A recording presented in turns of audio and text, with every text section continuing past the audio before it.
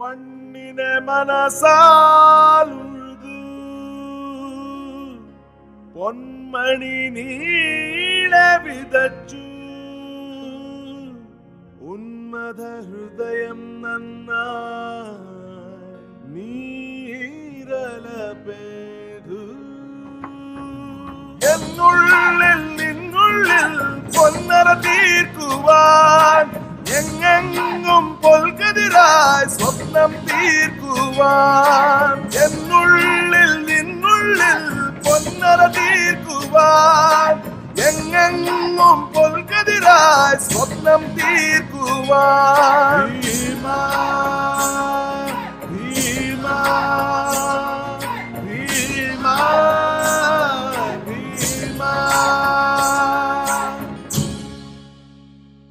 Bhima MG road Thiruvananthapuram, Elankath complex Thiruvananthapuram.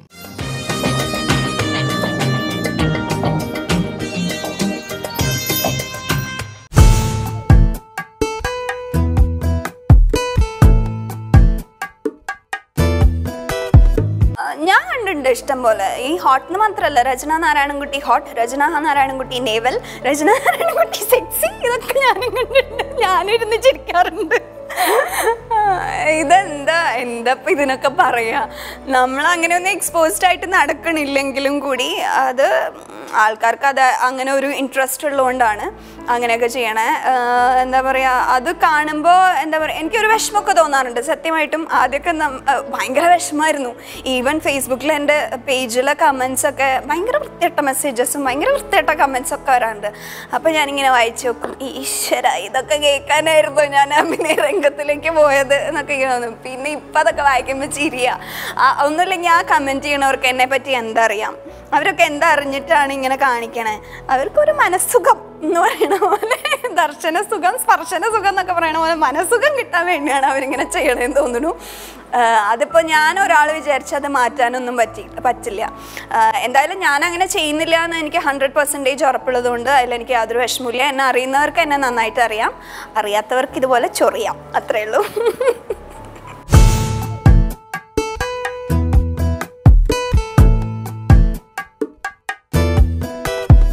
Facebook page created ആവാൻ കാരണം തന്നെ ലക്കി സ്റ്റാറിൻ്റെ ലൊക്കേഷൻ എന്നാണ്. അപ്പോൾ ഒരുപാട് ഫേക്ക് IDs ഉണ്ടായിരുന്നു ഫേസ്ബുക്കിൻ്റെ. അപ്പോൾ അതെല്ലാം കൂട്ടിയിട്ട് ഞങ്ങളൊരു പേജ് ആക്കട്ടെ എന്ന് ചോദിച്ചിട്ട് എൻ്റർടൈൻമെൻറ്റ് കോർണർ എന്ന് പറഞ്ഞ ടീം, അതിലൊരു ഗ്രൂപ്പ് ഓഫ് കുട്ടികൾ വന്നിട്ട് എൻ്റെ അടുത്ത് സംസാരിച്ചിട്ടുണ്ടായിരുന്നു. ഞങ്ങൾ ആക്കിക്കോളൂ, അതിന് കുഴപ്പമില്ല, അപ്പോൾ ചേച്ചി ഒന്നും അറിയേണ്ട ആവശ്യം ഉണ്ടാവില്ല, എല്ലാം ഞങ്ങൾ മാനേജ് ചെയ്തോളാം എന്ന് പറഞ്ഞു. അപ്പോൾ ഓക്കെ ശരി, എന്നാൽ അങ്ങനെയാണെങ്കിൽ അങ്ങനെ ചെയ്തോളൂ എന്ന് പറഞ്ഞിട്ട് ഇപ്പോഴും അവരാണ് എൻ്റെ പേജ് മാനേജ് ചെയ്യണേ. എൻ്റർടൈൻമെൻറ്റ് കോർണർ എന്ന് പറഞ്ഞ ഗ്രൂപ്പ്, അവരാണ് പേജൊക്കെ മാനേജ് ചെയ്യണേ.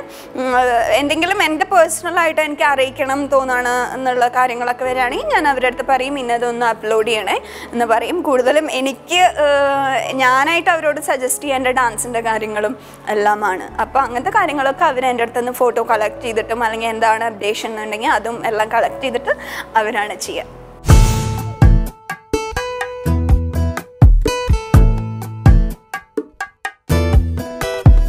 ഇല്ല, ഞാൻ സെൽഫി പേഴ്സണേ അല്ല, ഒട്ടുമല്ല.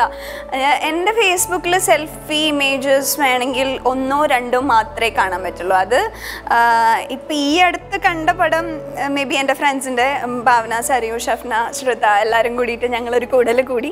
ആ കൂടിയപ്പോൾ എൻ്റെ വേറൊരു ഫ്രണ്ട് ഉണ്ട്, ഞാൻ പ്രീ ഡിഗ്രിക്ക് പഠിച്ചിരുന്നപ്പോൾ ഞങ്ങൾ 13 പേരുണ്ടായിരുന്നു ഫ്രണ്ട്സ്. അതിലൊരു ഫ്രണ്ട് ബബിത പറഞ്ഞിട്ട്, ബബിത നന്നായിട്ട് കുക്ക് ചെയ്യും, പ്രത്യേകിച്ച് കേക്ക്സൊക്കെ നന്നായിട്ട് ബേക്ക് ചെയ്യും. അപ്പോൾ ബബിതയുടെ ഒരു കേക്കിന് ഞങ്ങൾ വേണ്ടി പോസ്റ്റ് ചെയ്ത് കൊടുത്തതാണ്, ഒരു കേക്കൊക്കെ പിടിച്ചിട്ടുള്ള ഒരു ഫോട്ടോ. അങ്ങനെ സെൽഫീസ് എടുക്കാറുള്ളൂ, അല്ലാതെ എപ്പോഴും സെൽഫി എടുക്കണ ഒരു ടൈപ്പ് ഓഫ് ആളല്ല ഞാൻ. റെയർലി ആണ്, വളരെ കുറവാണ്.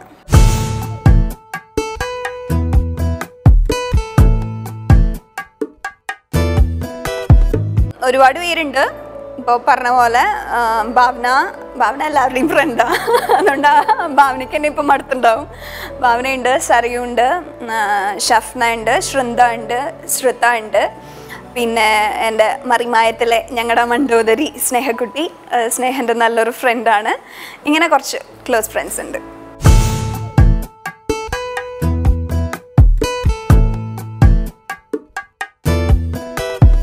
കഥ കേട്ടിട്ട് വേണ്ടാന്ന് വെച്ച സിനിമകൾ വളരെ കുറവാണ്. പക്ഷെ കഥ കേട്ടിട്ടും ഞാൻ അഭിനയിക്കാൻ റെഡിയായിട്ടും സ്ക്രിപ്റ്റ് വായിക്കണം എന്ന് പറഞ്ഞതുകൊണ്ട് എനിക്ക് അഭിനയ സാധ്യത നിഷേധിച്ച ഒരു സിനിമയുണ്ട്. ഏതാ സിനിമ എന്ന് ഞാൻ പറയണില്ല. അങ്ങനെയുള്ള അനുഭവങ്ങൾ ഉണ്ടായിട്ടുണ്ട്. ഇപ്പോൾ നമ്മൾ ചെയ്യുന്ന ഒരു ക്യാരക്ടർ നമുക്കത് എന്താണെന്ന് അറിയാൻ, നമ്മൾ പറയുന്ന ഡയലോഗ്സ് എന്താണെന്ന് അറിയാൻ ഒരു അവകാശമില്ലായ്മ എന്നുള്ളൊരു ക്വസ്റ്റ്യൻ അവിടെ ഉണ്ട്, ഇപ്പോഴും ഉണ്ട് മലയാളം ഇൻഡസ്ട്രിയിൽ. അത് എന്താന്നൊന്നും ഞാൻ പറയുന്നില്ല. ഡയറക്ടറിന് ഒരു പ്രശ്നം ഉണ്ടായിരുന്നില്ല. പക്ഷെ മറ്റു ചില ആൾക്കാർക്ക് അതിനെ പറ്റിയുള്ള ചില പ്രോബ്ലംസ് ഉണ്ടായതുകൊണ്ട് ആ സിനിമ എനിക്ക് ചെയ്യാൻ പറ്റിയില്ല. അത് വളരെ സങ്കടത്തോടു കൂടി തന്നെയാണ് ഞാൻ പറയണേ. പിന്നെ ഇതുപോലെ കുറേ തമിഴ് മൂവീസിന്ന് തെലുഗു മൂവീസിന്നൊക്കെ ഓഫർ ഉണ്ട്. അപ്പം ഞാനിപ്പോൾ തൽക്കാലം എനിക്ക് ഓവർ എക്സ്പോസിങ് എനിക്ക് താല്പര്യമില്ല എന്നുള്ള ഒരു കാര്യം കൊണ്ട് അങ്ങനെ ഞാൻ വേണ്ടാന്ന് വെച്ചിട്ടുണ്ട്. അല്ലാതെ അങ്ങനെ ഒരുപാട് അങ്ങനെ വേണ്ടാന്ന് വെക്കേണ്ട ഒരു അവസ്ഥ വന്നിട്ടില്ല.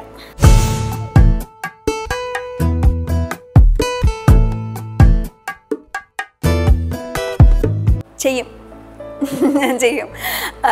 കാരണം ഇപ്പം ഞാൻ ഡിപ്ലോമ ചെയ്യാണ് കൂച്ചിപ്പുടിയിൽ. അത് ബാംഗ്ലൂർ അലയൻസ് യൂണിവേഴ്സിറ്റിയിൽ നിന്നാണ് ചെയ്യണത്. അത് ആ പഠിത്തം ഒന്ന് കഴിഞ്ഞതിന് ശേഷം ഞാൻ തീർച്ചയായിട്ടും ഫിലിം ഡയറക്ഷൻ പഠിച്ചിട്ട് തന്നെ ചെയ്യും. അല്ലാതെ വെറുതെ കയറി ചെയ്യാൻ എനിക്ക് ആഗ്രഹമില്ല.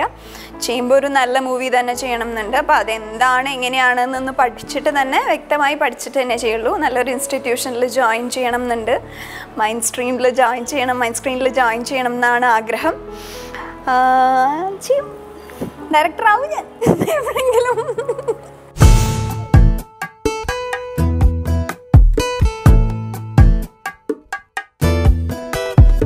എനിക്ക് എന്തെങ്കിലും പ്രസംഗിക്കണ ഒരു സിറ്റുവേഷൻ ആണെങ്കിൽ ഞാൻ തന്നെയാണ് അത്. ഞാൻ വെറുതെ ചെന്നിട്ട് എവിടെയും അങ്ങനെ വളവളാന്ന് സംസാരിക്കാറില്ല. ഉണ്ടെങ്കിൽ കൃത്യമായിട്ട് എന്നെ എഴുതി എന്നെ ചിട്ടപ്പെടുത്തി എന്നെ സംസാരിക്കും. ഇപ്പോൾ ഈ അടുത്ത് ഞാനൊരു പോയട്രി എഴുതി. ആ പോയം അതിൻ്റെ പേര് ദ മാസ്ക് എന്നാണ്. അതിൽ ഞാൻ ഇംഗ്ലീഷിലാണ് തുടങ്ങിയത്. പിന്നെ എനിക്കെന്തോ ഇംഗ്ലീഷിൽ എഴുതി തുടങ്ങിയപ്പോൾ എൻ്റെ മനസ്സിലുള്ളത് മുഴുവൻ അങ്ങോട്ട് പ്രകടിപ്പിക്കാൻ പറ്റില്ല എന്ന് ഞാൻ പകുതി ഇംഗ്ലീഷിലും പകുതി മലയാളത്തിലും ആക്കിയിട്ടാണ് ഞാനത് എഴുതി മുഴുവനാക്കിയത്.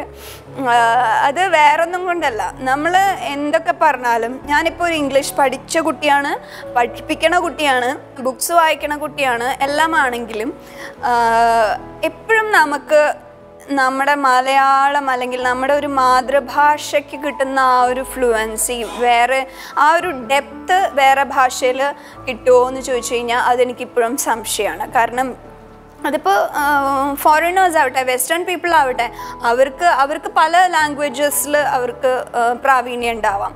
പക്ഷേ അവർക്ക് അവരുടേതായിട്ടുള്ള മദർ ടങ്, ഇപ്പോൾ ഒരു പോർച്ചുഗൽ റൈറ്റർ ആണ്, അദ്ദേഹത്തിന് പോർച്ചുഗീസ് ഭാഷയിൽ എഴുതണേക്കാളും ഫ്ലുവൻസി ഇംഗ്ലീഷ് ഭാഷയിൽ ഉണ്ടായിക്കൊള്ളണം എന്നില്ല. അപ്പോൾ എല്ലാ ഒരു ആൾക്കാർക്കും മദർ ടങ്ങിനോട് ഉണ്ടാവുന്ന ഒരു പ്രത്യേക ഇഷ്ടം അതെനിക്കിപ്പോഴും ഉണ്ട്. മലയാളം തന്നെയാണ് എൻ്റെ ഏറ്റവും ഇഷ്ടപ്പെട്ട ഭാഷ. ഇംഗ്ലീഷിനോട് എനിക്ക് പാഷനാണ്, ഒരു തരം അഡിക്ഷനാണ്.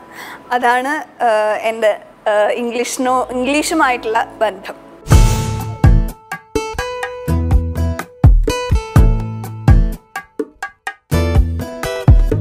ഞങ്ങൾ തൃശ്ശൂർക്കാർ ഇംഗ്ലീഷ് പറഞ്ഞു കഴിഞ്ഞാൽ ഭയങ്കര രസമാണ് അത് കേൾക്കാനായിട്ട്. ഞാൻ ഇതിനു മുമ്പും പറഞ്ഞിട്ടുണ്ട് അതിനെപ്പറ്റി. ദേവമാതായിൽ ഞാൻ പഠിപ്പിക്കുന്ന സമയത്ത് അവിടുത്തെ കുട്ടികൾക്ക് ഒബ്വിയസ്ലി കുറ്റം പറയാൻ പറ്റില്ല. ഇപ്പം ഞാൻ ആദ്യമൊക്കെ ഇംഗ്ലീഷ് പറയണത് കേട്ട് കഴിഞ്ഞാൽ എനിക്ക് ഇതെന്ന് തോന്നും, അങ്ങനെ തോന്നും. അതായത് അത് ഏതൊരു ആൾക്കും ഉണ്ടാവുന്ന ഒരു ടിൻറ്റാണ്. അതിനൊരു കുറ്റമായിട്ടല്ല ഞാൻ പറയണത്, but just for fun. Thrissur സ്ലാങ്ങിൽ ഇംഗ്ലീഷ് ഭാഷ പറയണ കേൾക്കാൻ ഭയങ്കര ഇഷ്ടമാണ്. ഭയങ്കര രസം തോന്നും, കൗതുകം തോന്നും. അതിന് ഉദാഹരണമായിട്ട് പല ഫിലിംസും നമുക്ക് വന്നിട്ടുണ്ട്. ഞാൻ തന്നെ അഭിനയിച്ച പുണ്യാളൻ അഗർബത്തീസിൽ ജയേട്ടൻ ചെയ്ത ക്യാരക്ടർ ഭയങ്കര നന്നായിട്ട് ഇംഗ്ലീഷ് പറയുന്നുണ്ട്. പക്ഷെ എന്താ പറയണത്, തൃശ്ശൂർ സ്ലാങ്ങിലാണ് ഇംഗ്ലീഷ് പറയുന്നത്. അതിൽ ആള് പറയുന്ന ഒരു ഡയലോഗ് തന്നെ ഇങ്ങനെയുണ്ട്, എടാ green or we can make it, ഡാ വി ക്യാൻ ഡു ഇറ്റ്, അങ്ങനെ പറയാം. എല്ലാത്തിനും ഒരു ചെറിയൊരു ഇതുണ്ട്. ഈ ലൈഫ് മുഴുവനും ഒരേ ജോലി മാറി മാറി ചെയ്ത് ഒരു ഡേ അങ്ങനെ ഇല്ലാണ്ടാവണേല് എന്തൊരു ത്രില്ല്. നമ്മുടെ ഒരു സിഗ്നേച്ചർ ഇട്ടിട്ട് പോകണ്ടേ?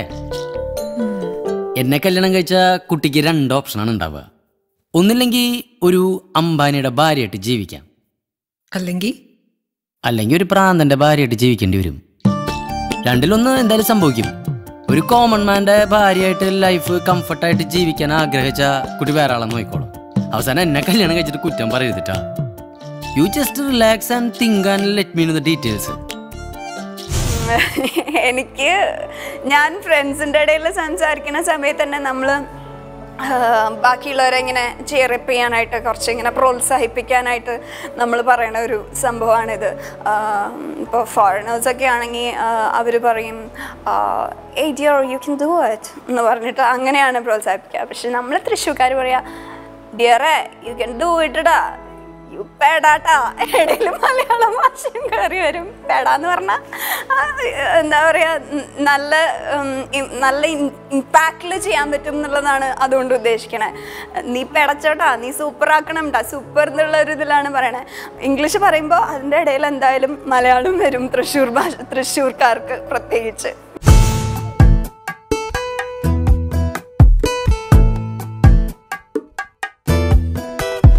ആമേൻ സിനിമയിൽ ആ സീനിൽ ഈ ഡയലോഗ് ഉണ്ടായിരുന്നു, പക്ഷേ ഇടയിൽ എപ്പോഴും അത് എടുക്കാൻ വിട്ടുപോയി. അപ്പം എനിക്കാണെങ്കിൽ ഈ ഭാഗം ഭയങ്കര ഇഷ്ടമായ ഒരു ഭാഗമായിരുന്നു. ഞാനിങ്ങനെ അസോസിയേറ്റ് ആയിരുന്ന രതീഷിൻ്റെ അടുത്ത് ഞാൻ പറഞ്ഞു, രതീഷ് ഇങ്ങനെ ഒരു സംഭവമുണ്ട്, നമ്മളത് ചെയ്തിട്ടില്ല എന്ന് പറഞ്ഞു. അപ്പോൾ രതീഷ് വേഗം പോയിട്ട് ലിജോ ചേട്ടൻ്റെ അടുത്ത് പറഞ്ഞു, ചേട്ടാ ഇങ്ങനെ ഒരു സംഭവമുണ്ട്. അയ്യോ നമ്മളെടുത്തില്ലല്ലോ എന്ന് പറഞ്ഞിട്ട് അങ്ങനെ പെട്ടെന്ന് എടുക്കാനുണ്ടായ ആ ഒരു സീൻ. ആ സീനിന് ഇത്രത്തോളം ഇമ്പാക്റ്റ് ഉണ്ടാവുമെന്ന് ഞാൻ എൻ്റെ സ്വപ്നത്തിൽ പോലും വിചാരിച്ചിട്ടില്ല. എനിക്ക് തന്നെ വാട്സാപ്പിൽ പലപ്പോഴും വരാറുണ്ട് പോകോഴി എന്നുള്ള, ഞാൻ ചൂല് പിടിച്ചിട്ട് ഇങ്ങനെ നിൽക്കണ ഒരു സംഭവം എനിക്ക് വരാറുണ്ട്. അപ്പം ഞാൻ കോഴിയൊന്നും അല്ലല്ലോ എന്നുള്ള രീതിയിൽ ഞാൻ ആലോചിക്കാറുണ്ട്. പിന്നെ ഇങ്ങനെ എന്താ പറയുക, പറഞ്ഞ പോലെ പഞ്ചാരടിച്ച് പറഞ്ഞ ചില ചേട്ടന്മാരുടെ അടുത്ത് എനിക്കും പറയേണ്ടി വന്നിട്ടുണ്ട് പോകോഴി. അപ്പം ഞാൻ എൻ്റെ തന്നെ പടം, ചൂല് പിടിച്ച് നിൽക്കണ പടം ഞാൻ അയച്ചു കൊടുക്കാറുണ്ട്. അപ്പോൾ എന്തായാലും ഭയങ്കര സന്തോഷം. ഇപ്പോൾ ഈ അടുത്ത് ഞാൻ അറിഞ്ഞു ഏറ്റവും ടോപ്പായിട്ടുള്ള ഒരു 10 കമൻസിൽ ഒന്നായിരുന്നു ഈ പോക്കോഴി. ആദ്യത്തെ കമന്റ് എന്ന് പറയുന്നത് നമ്മൾ തിയേറ്ററിൽ കയറിയിരിക്കുമ്പോൾ വലിയ രോഗി എന്ന് പറയുന്ന ആ ഒരു ഡയലോഗാണെങ്കിൽ ഈ പോകോഴിക്ക് ഏകദേശം 4-മത്തെയോ 5-മത്തെയോ സ്ഥാനം കിട്ടിയിട്ടുണ്ടായിരുന്നു. അപ്പോൾ അത് കേൾക്കുമ്പോൾ ഒരു സുഖം, മനസ്സുഖം. ക്ലാരെ സോളമച്ചല്ലയോ? അകത്തുണ്ട്. എന്താ? പള്ളിയിലോട്ട് ചെല്ലാൻ പറഞ്ഞു. കൊച്ചച്ഛനെ ഒരു വെഞ്ചിരിപ്പുണ്ടായിരുന്നു. ശരിയാന്നോടാ? ആ ചായ, ഞാനിപ്പോ പള്ളിയിൽ നിന്ന് വന്നല്ലേ ഉള്ളൂ, നീ വിട്ടോ, ഞാൻ എത്തിക്കോളാം.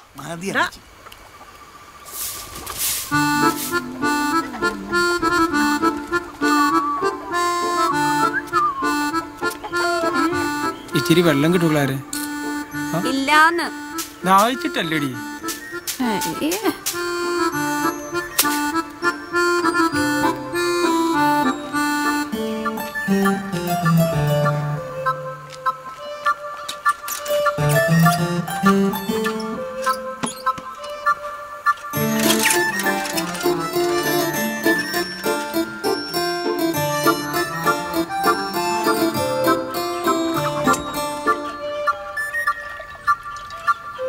മുട്ടയിടുന്ന കോഴിയല്ലയോ? അയ്യോ അല്ല, ഓറഞ്ച് ആയിരുന്നു. 1 കിലോ എടുക്കട്ടെ.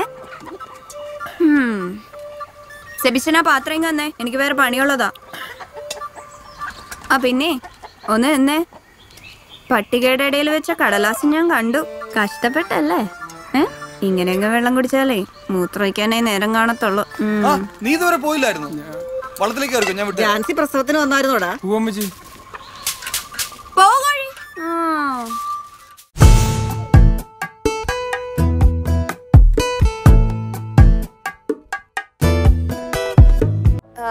ഡിഗ്രി പഠിക്കണ സമയത്ത്, ഡിഗ്രി ആണോ പ്രീ ഡിഗ്രി ആണോ പഠിക്കണ സമയത്ത് എൻ്റെ തൊട്ട് വീടിൻ്റെ അടുത്ത് സുശീല ആൻറ്റി ഉണ്ടായിരുന്നു.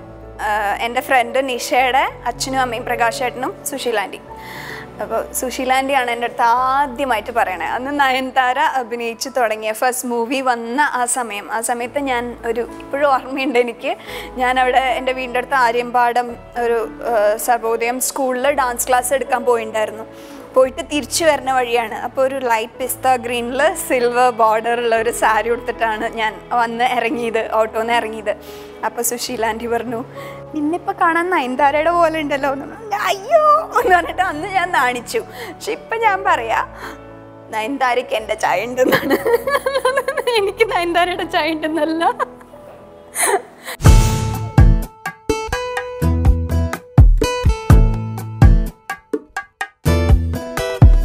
ഒരുപാട് പേർക്ക് അത്രയ്ക്ക് അധികം അറിയില്ല. എന്നെ പറ്റി അറിയാത്ത ഒരു കാര്യം എന്ന് പറഞ്ഞാൽ ഞാൻ ഡാൻസറാണ് എന്നെല്ലാവർക്കും അറിയെങ്കിലും ഞാനൊരു ഡാൻസ് സ്കൂളും നടത്തിക്കൊണ്ട് പോകുന്നുണ്ട്. ഇപ്പം അതിൻ്റെ റിനോവേഷൻ നടക്കുകയാണ്. ശ്രീനാരായണ നൃത്തകലാക്ഷേത്ര എന്നായിരുന്നു മുമ്പ് അറിയപ്പെട്ടിരുന്നത്. ഇപ്പോൾ റിനോവേറ്റ് ചെയ്യുന്നതിൻ്റെ ഭാഗമായിട്ട് സൃഷ്ടി സെൻറ്റർ ഫോർ പെർഫോമിംഗ് ആർട്സ് എന്നുള്ളൊരു പേരിലാണ് നടക്കണേ. അവിടെ ഭരതനാട്യം, മോഹിനിയാട്ടം, കൂച്ചിപ്പുടി, പിന്നെ acting in the sense theatre acting അതുകൂടി പഠിപ്പിക്കുന്നുണ്ട്. ആ ഒരു സ്ട്രീം ഇപ്പോൾ തുടങ്ങിയിരിക്കുകയാണ്. ഒരു നല്ലൊരു രീതിയിലുള്ള ഒരു സ്കൂളായിട്ട് കൊണ്ടുപോകണം എന്ന് തന്നെയാണ് ആഗ്രഹം. അതിന് എല്ലാവരുടെയും സപ്പോർട്ട് ഉണ്ടാവണം, അനുഗ്രഹം ഉണ്ടാവണം, എല്ലാവരും പ്രാർത്ഥിക്കണം.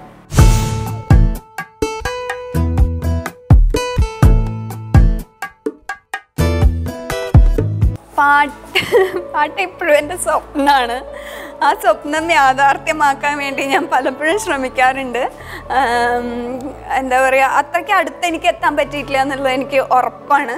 പക്ഷെ എനിക്ക് എൻ്റെ ഒരു സന്തോഷത്തിന് വേണ്ടി മാത്രം, നിങ്ങളെ സന്തോഷിപ്പിക്കാൻ പറ്റുമെന്നൊന്നും എനിക്കറിയില്ല, എൻ്റെ ഒരു സന്തോഷത്തിന് വേണ്ടിയിട്ട് മാത്രം ഞാനൊരു ഡാൻസിന് വേണ്ടിയിട്ട് ഞങ്ങൾ കളിക്കണ ഒരു ഐറ്റം, അതിൻ്റെ ഒരു 4 വരി അത്ര പാടാം. മറു കേലര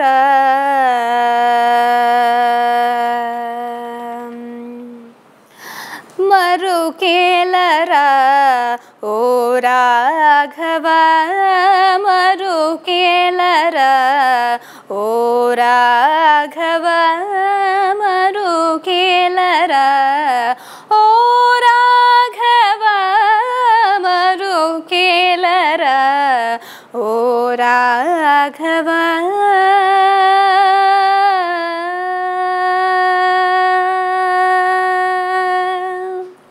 ഇത്രേ എനിക്കറിയുള്ളൂ. മുമ്പൊക്കെ ആയിരുന്നെങ്കിൽ ഞാൻ ചോദിക്കും ഈ ഓ രാഘവൻ ആരാണ് ചോദിക്കും. എന്തൊക്കെയായാലും ഒരുപാട് സന്തോഷം നിങ്ങളായിട്ട് ഇത്രയും നേരം സ്പെൻഡ് ചെയ്യാൻ പറ്റിയതിൽ, എൻ്റെ കുറച്ച് വിശേഷങ്ങൾ അറിയിക്കാൻ പറ്റിയതിൽ. നമുക്കപ്പോൾ വീണ്ടും കാണാം.